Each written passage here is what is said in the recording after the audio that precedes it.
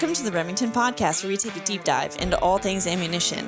I'm your host, Audrey Mays, and today I'm sitting down with Shot Shell Product Manager Ronnie Evans. Howdy, guys. And Marketing Specialist Andy Kloss. How are you guys?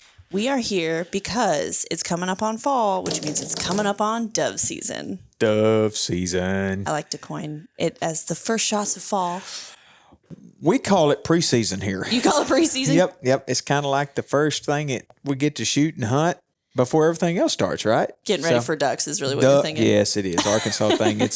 We shoot flying birds, and they're really good to eat, and they're a lot of fun. It's hard to beat a good dove shoot. It is. It's hard to beat a good. I'm from where you are. South Central Texas, and yeah. So doves are big. Andy, you're from Ohio. Yep, Columbus. Just outside. Is it good up there? Yeah, usually kind of same thing with Ronnie. It's the first time of year, but it's more so not so the waterfowl, but it's just the being back with the camaraderie, hunting camps leading up to deer season, which falls at the end of September usually. So that's you kind of start the hype there. Yeah, and of course you watching football, getting together, fall time. Everything's coming back. So it's a lot of fun. The lure of dove season is really it high. Is. Yeah, so. It's kind of letting you know fall is here. Right. My favorite time of year is from Labor Day to New Year's Day. Mm-hmm. Labor Day is my favorite time of year. Yeah, people think when they think, oh, it's starting to look like fall, and they're like, oh, pumpkins, gourds, whatever. I'm like, dead sunflowers. Oh no, yeah, That's what I want. Yes, I want to see dead that's sunflowers. pumpkins is fine and all, but yeah, give me a place to shoot some doves. Yeah, definitely. So, Andy, you're going dove hunting this year. Where are you going? I am. So right now, was it September 3rd, whatever day it may be, but Arkansas opens a little bit later. A lot of states, they open on, September 1st. That's the annual, Labor Day weekend. That's the annual day, but Arkansas opens on the 6th. So if I can, I'm going to try to go that opening weekend here in Arkansas, whether that's hitting public or some private fields with some buddies. Yeah. The week after that, going to travel back to Indiana where I was last year, going to be hunting with some of my close college friends, and we're going to see what happens. So you guys get together, like you try to get together every year. Yeah. Right? Yep. Ever since. So that's when we were in school, that was like the first thing we did was, dove hunt every year. Then they would obviously do waterfowl. I would do deer, whatever it may be. But it's a great excuse to just come back to where we all met each other and shoot some doves and have fun and watch some football and tell some great stories and even leave with some better ones. So it's always nice to have people who kind of motivate you to get out hunting too. Cause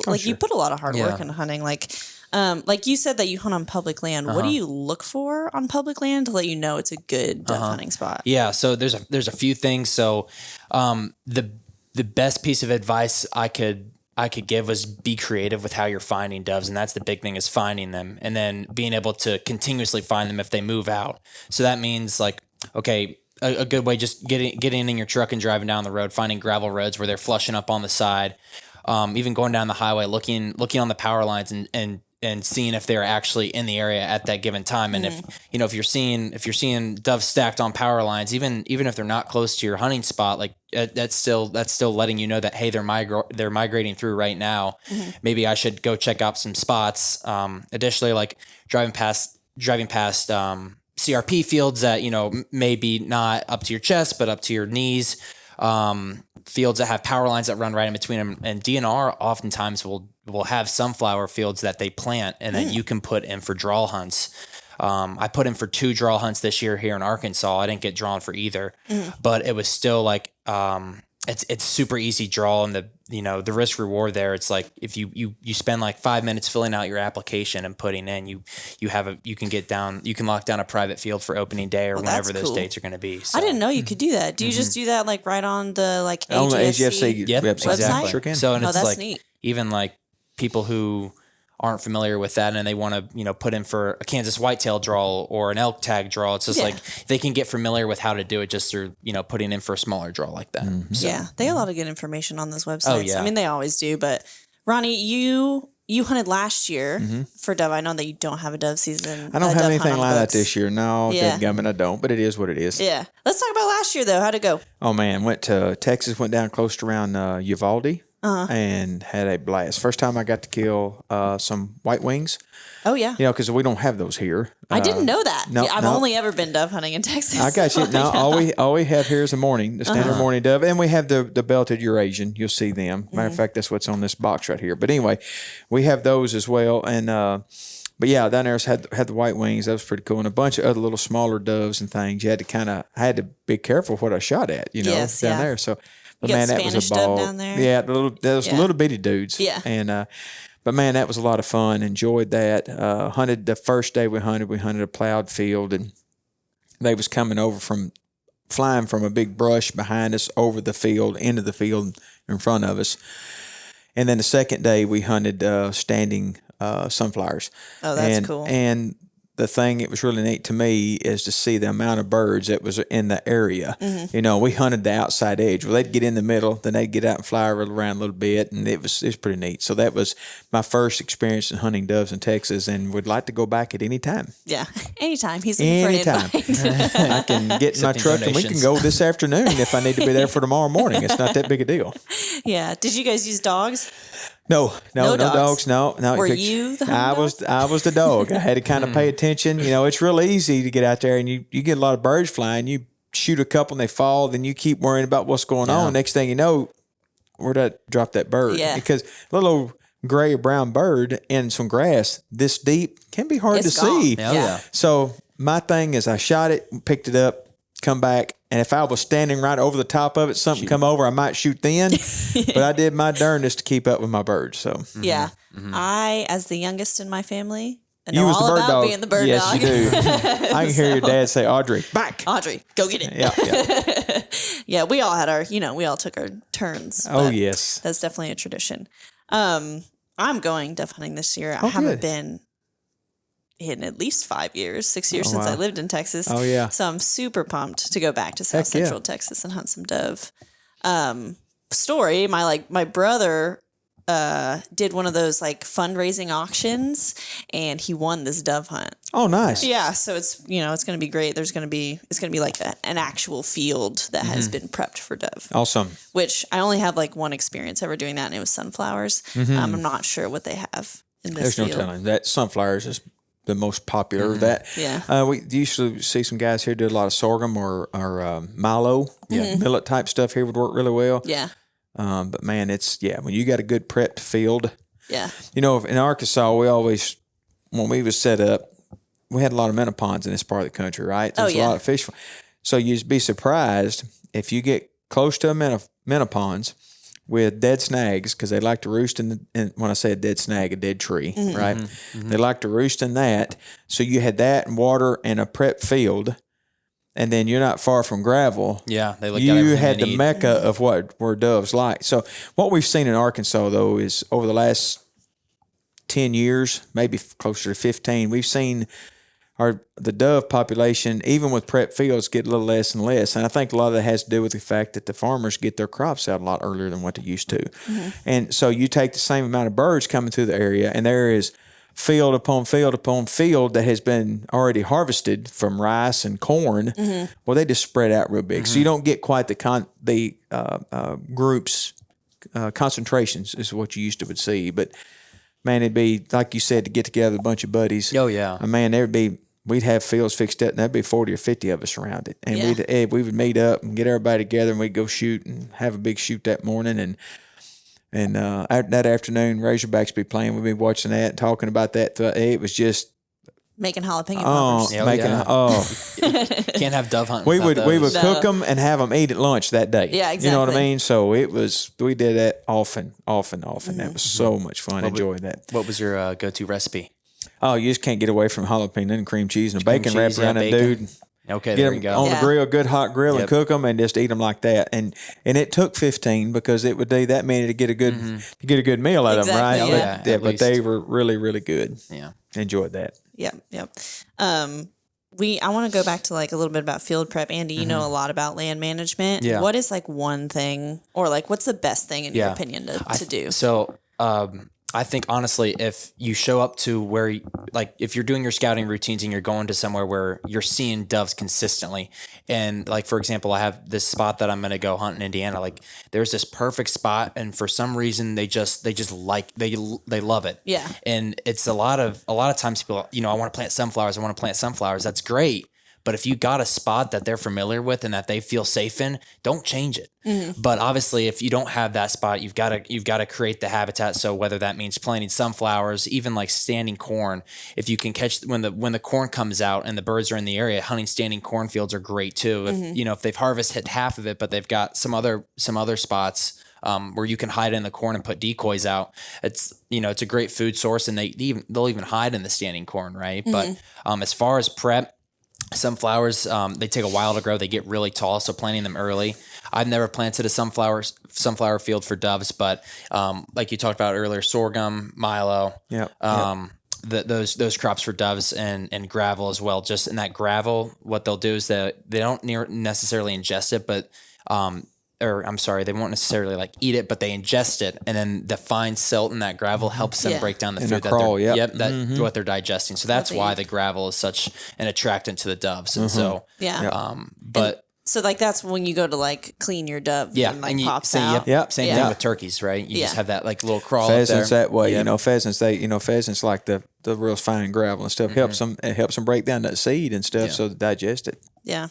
And a lot of people don't know. I've found like as talking about nitro pigeon. Sorry to like get a little ADD here, but talking about nitro pigeon, a lot of people don't know that pigeons are doves. Yes, the rock doves. Yep, sure. And I'm not sure why they're called rock doves because all doves eat rocks. So I don't know, but Ronnie, can you like tell us a little bit about nitro pigeon? I'm shooting that this year, so I want to hear about it. Well, this is our complete lineup of really dove-centered ammunition, right? Yeah. So this is an older box. You'll see some of these stuff floating around. This is our regular Remington heavy dove. Yeah. That is a good, fabulous dove load. Yeah, solid. I mean, we load them in 7.5s and 8s. I believe we maybe even have them in 6s. I know we do the Sure Shot version, but they're all ounce and eighth in the 12 gauge, 1,255 feet per second, which is pretty. This is a newer box. This is a newer box. So these are one and the same. So know that these are one and the same, just new packaging. Yeah.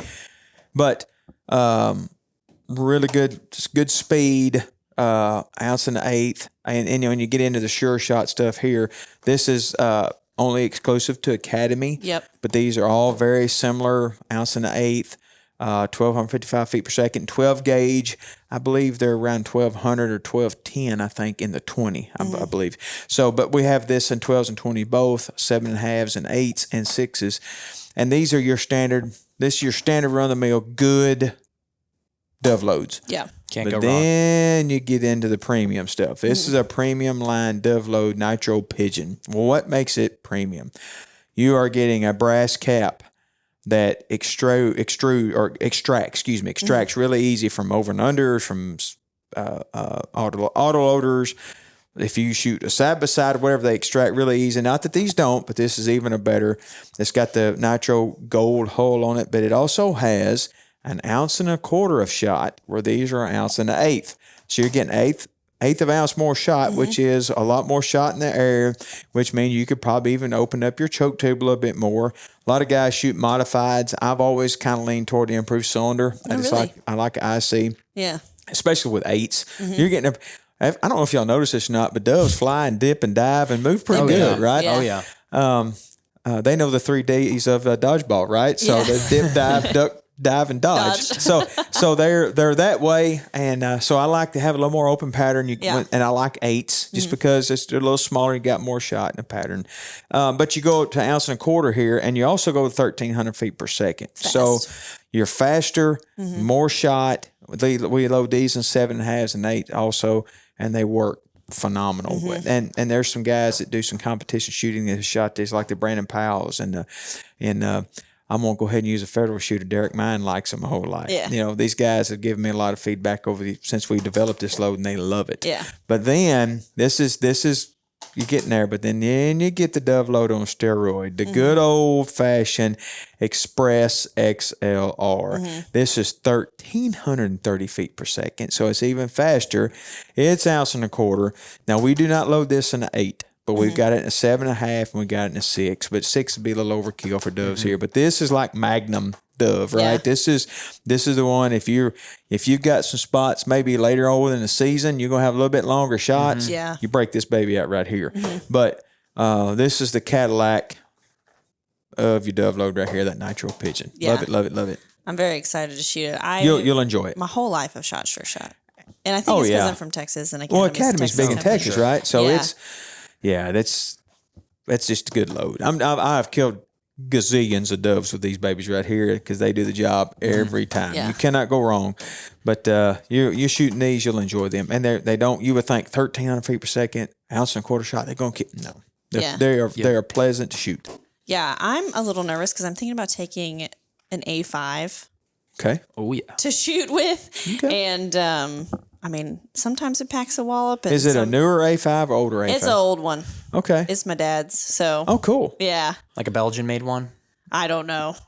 She knows it's a Browning A5. I know it's Browning A5. A5 can't go wrong. And it's old. I will tell you, some of the older A5s had a little trouble cycling some of the lighter loads sometimes. Let me, before you A5 guys start talking ugly to me, because I like them too. I've got on one of my dad's, Belgian made. It'll cycle that dude, everything in trouble. Okay. You got a heavy enough payload. You've got enough speed. It's going as fast as you can go. Yeah, I was thinking I'm gonna take it because the only other choice that I have is my Remington 870, which is a pump. I got you. I thought you got a 20 gauge. I do not. I learned on a 20 gauge over and under, but my sister's got it. I got you. Yeah. So I'm thinking about taking that A5. I'm a little nervous, so I don't want to get rocked. You're not the whole time. No, that A5. They're never. I don't remember them ever being known as a gun that kicks in the first place. They're not a thumper like that. Yeah. But you shoot that A5 with this baby right here, you got a pretty good combination. Yeah, I'm really excited. Either way, I'm gonna have a good time. Yeah, you will. What do you usually shoot, like gun wise, out there? 20 gauge. Oh, okay. I've got a couple 20 gauges. I've got a Beretta A300 sporting model. I really like. That's what I shot last year. Okay. But I also have a 20 gauge 1187 that I use turkey hunting, but I can change choke tubes in it and roll on from there. It's not like a super short barreled rig, but I enjoy shooting a 20 gauge. That's what I really enjoy shooting those with, but not afraid to shoot a 12. Yeah. By no means. But that's what I shoot, 20 gauge. Okay. Andy, what about you? Sporting clay gun, whether that's an SB2, 28-inch barrel, or I have a shorter upland gun that I really like, a 12 gauge Ethos. I really like that one. So whichever one I'm feeling on any given day. But one thing I like to try to do is practice, whether that's shooting sporting clay, skeet, in the preseason. Oh, for sure. And that's going to be, I'm going to make sure I'm trying to match whatever load I'm going to use in dove season when I'm shooting sporting clay, so I can, get that feel. Have some familiarity, right? Yeah, exactly. Got you. That 7.5 shot, ounce and an eighth. Yeah. And that we have that in a gun club. So whether, practicing with that when it comes time to when the doves are flying, you're not the guy that's missing. But yeah, definitely. One thing, Ron, for someone who doesn't want to miss a whole bunch out there in the field, like what's the best thing they can do for their setup? Before, is that patterning, like adjusting their choke tubes? What does that look like? I've always, and I've said this on this podcast many times before. You shoot your rifle multiple times for deer season. Correct. To one reason, make sure it's on. Two is because I don't shoot a rifle a lot, but it gets me familiar with my gun again and muscle memory and how the rifle's going to react when I pull the trigger and things of that nature. It's never a bad thing to go shoot some paper with a shotgun.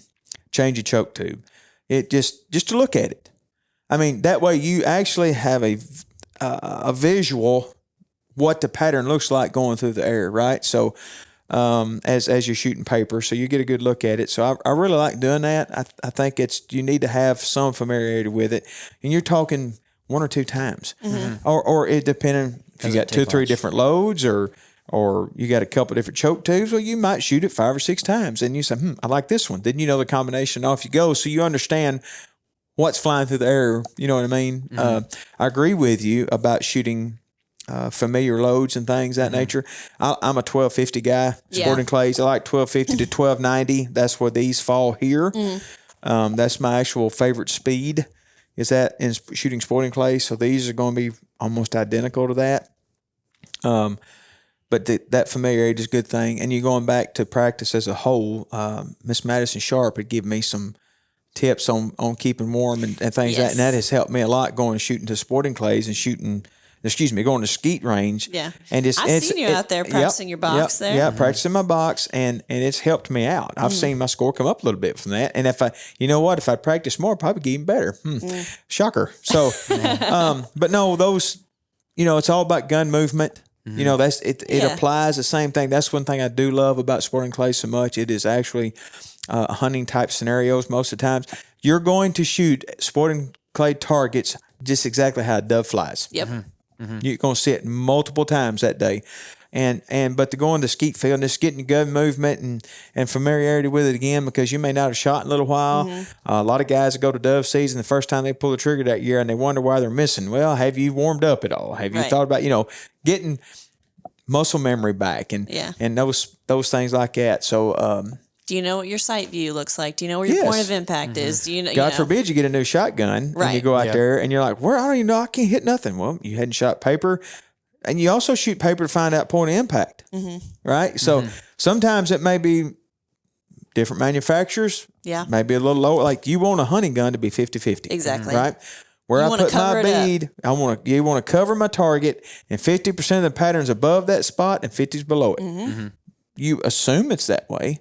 But until you shoot it, you don't know. Well, and everybody's different. I mean, let's say you gained 20, 30 pounds. Your face sits on that gun different. Yep. Your sight view is going to be different, which means your point of impact is going to be different. Yep, sure. Oh, yeah. So, I mean, your point of impact's not going to be different, but the way that it's how you look down the gun and what you see and things, and right? where you put it. That's right. So you need to figure all that out for sure. Yep. And it takes you longer to set it up than it does to do it. Just an easy minutes. It's just for the heck of it. Also, it's fun. Oh, yeah. Who don't like going out messing with a shotgun or a rifle or anything? Just shoot anything. That's what I'm saying. It's never a bad day to burn gunpowder. No, and it's really never a bad day to try to shoot some clays. Nope. I mean, I'll be out there dead of winter when no one else is. Oh, yeah. Because I like when it's empty. You got it to yourself, right? Yeah, exactly. It's kind of quiet. That's right. You shoot the station and you can go back and say, man, I didn't shoot that like I want. I'm going to shoot that a couple more times till I get it figured out, right? That's how you get better. Yeah, exactly. But yeah, you take out a new shotgun, man, you don't know where that thing's going. Yeah. You can't just assume. Yeah. No, you sure don't. No. Like you said, it's just an easy way to have that extra level of assurance, right? Yeah. Agreed. And yeah, Andy, like you said, getting into competitive shooting made me completely understand that. I feel like that's what made it click for me. I'm like, I've been hunting birds my whole life and I've never put this level of detail into it. No. But now I'm like, I can really nail some birds because I know where my gun's shooting. Choke tubes and shot size, all those things play into it. Them are your friends to make you a better shot. Right. Some guys some people like to shoot modified. I prefer improved cylinder, even in a 20 gauge with an 8 shot. That's what I like. I've killed doves at 60 yards with that. Yeah. I mean, that's a good ways. Proof's in the pudding. So, I mean, it happened many times. It's done that. But if he's within 15 yards of me when I hit him with an improved cylinder, it's not a whole lot more open than a modified in that amount of distance, but it is more, and I tend to chew him up a little less. So, yeah. Well, I won't be dove hunting until second week in October or something. Okay. So, but you're going to South Texas. Yes. It's different. It's getting good there. Yeah, that's time, when right? it's cooling down. They move through. And of course, there's natives there, and they stay as long as the food source is there. They're not going anywhere, so there's no reason for them to leave at that point. So it's all about food source. Unless you're going to South America or Mexico. Oh my God! You kind of hit the end of the road. And down there, you swatting them like flies. I've seen a video. I've never been there, but I've seen the videos. I'm thinking I could have a good time here. Yeah, I mean, Argentina ammo bill dove be high. hunt. Ammo bill be expensive, wouldn't it? Yeah, but it's okay. Definitely on the bucket list there. Yeah, that'd be a cool deal. Yeah, I mean, dove hunting, most fun I've ever had sitting on a bucket. Oh yes, yes it is. It is. Well, and also honestly, when it comes to dove hunting, it's also in the right circumstance. That's really a good wing shooting to get a kid started on. Yeah, you know what I mean. You're shooting light loads. You're getting them familiar with shooting birds flying and moving more so than stationary squirrel hunting or something like that. You would, but dove hunting is a really good entry level hunt. Yes, it's very social. Very social. You don't really have to sit still. I mean, it's better if you do. It's better if you can, but it's not. Yeah, right. Yeah, I mean, for kids who are high energy. Yes. I mean, be safe, obviously, but it's really good for an entry level hunter. Yeah, that's one of the first hunts I took my daughter on was a dove hunt. For sure. Sure was. I mean, like I said, I was like, 10 years old probably out there picking up dead birds. Oh, yeah. So even if they're not shooting, just introduce them to it. Maybe they'll love it. Oh, yeah. They will. I agree. And you talked about dogs earlier, too. Yeah. Guys that's got dogs, man, they love taking them dove hunting, too. Because, I mean, it works. It gets their dogs from work getting ready for duck season. And, gives them some exercise, and they're picking up birds. And like we've said on this podcast before, hunting with a dog is so much fun. It's just fun to watch. It is just fun to watch your dog go out there and mark it down, but they don't go find it. You watch them find it with their nose. So those things are cool. I enjoy that stuff too. And on dry land, it's so different than like ducks in water, Yeah, two different things. Yeah, it's really cool to watch. And I mean, sometimes you can use them to flush too. Oh, you could, I guess. Cornfields. Yeah, I guess you could, but we've never done anything like that. But I guess you could. If you had them stuck up out there, you can send your dog, flush them out, and they'll fly around some more. But that happens, right? They'll get out there in the field. They'll get out there in the field and light on you, and you ain't going to hit them from there. So sure do. Well, Andy, any last second thoughts? Man, when you're out scouting, get creative. If you can hunt public land on the rivers, sometimes you can hunt those sandbars. Sandbars. I forgot about that. Sandbars off a river is awesome. If you can look at your local regulations, check what the easements are going to be for that area, and just make sure you're following all the the laws of the DNR and the landowners. It's a great way. It's a great way to go out and stack them up, and having a boat is a nice too, but if the water is shallow enough that you can wade to it as well. Oh, that's cool. That would be neat. It's really about thinking outside the box, and finding those perch spots like the dead trees and where they want to be. And if you can observe where they want to be, put yourself where they're gonna, whether you're anticipating their travel corridor, next to their trees, next to their food source, and then just time it up and go out there and have fun. And if you get knocked down, get back up and just keep trying. Try again the next time. Yeah. And if you go with a group of people, I would always say, don't show up empty-handed. Always try to bring something, whether that's like, I'm going to bring some elk chili and some dove poppers. Something, something good, right? Yeah. That's a great tip. Ronnie, how about you? Well, just make sure you got plenty of ammo, because sometimes it turns to a pretty good shoot, and sometimes you may shoot several before you hit one. Yep. Remember that. Yep. And run by and get your charcoal, get your cream cheese and your pepper and all that Friday. Bacon. The day before. Get all that together, so that way you ain't got to go run that down Saturday. So, or the day of your hunt. Exactly. Because I'm thinking Saturday being opening day. So, but yeah, and have a good time. It is a big time. Yeah, it's great. I mean, pulling the trigger's fun, knocking down birds is funner. Oh, yeah, no doubt. Well, there you have it, guys. Remington is on the rise. Like, comment, subscribe, and be sure to share this podcast with your hunting or shooting buddies. If you have any questions for me or Ronnie or Andy here, you can email us at podcast@remington.com. Thanks for listening.